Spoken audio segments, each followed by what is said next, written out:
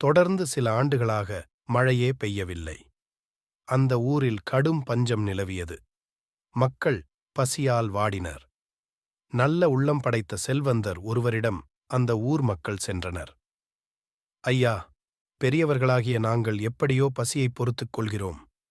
சிறுவர் சிறுமியர்கள் என்ன செய்வர்?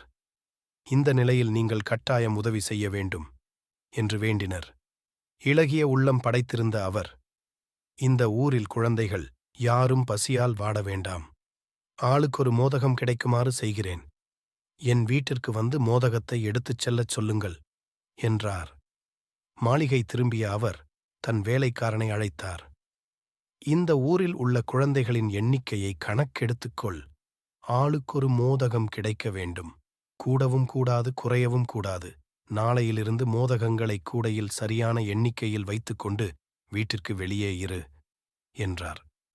மறுநாள் வேலைக்காரன் மோதகக் கூடையுடன் வெளியே வந்தான். அங்கே காத்திருந்த சிறுவர் சிறுமியர் அவனைச் சூழ்ந்து கொண்டனர். கூடையை அவர்கள் முன் வைத்தான் அவன். பெரிய மோதகத்தை எடுப்பதில் ஒவ்வொருவரும் போட்டி போட்டனர். ஆனால் ஒரே ஒரு சிறுமி மட்டும் அமைதியாக இருந்தாள். எல்லோரும் எடுத்துச் சென்றது போக மிஞ்சியிருந்த சிறிய மோதகத்தை எடுத்துக்கொண்டு அங்கிருந்து மகிழ்ச்சியுடன் சென்றாள் அவள். இப்படியே தொடர்ந்து 4 நாட்கள் நிகழ்ந்தது. எல்லாவற்றையும் கவனித்துக் கொண்டிருந்தார் செல்வந்தர். 5ஆம் நாளும் அப்படியே நடந்தது. எஞ்சியிருந்த சிறிய மோதகத்தை எடுத்துக்கொண்டு புறப்பட்டாள் அந்த சிறுமி. தன் வீட்டிற்கு வந்தவள் தன் தாயிடம் அதைத் தந்தாள்.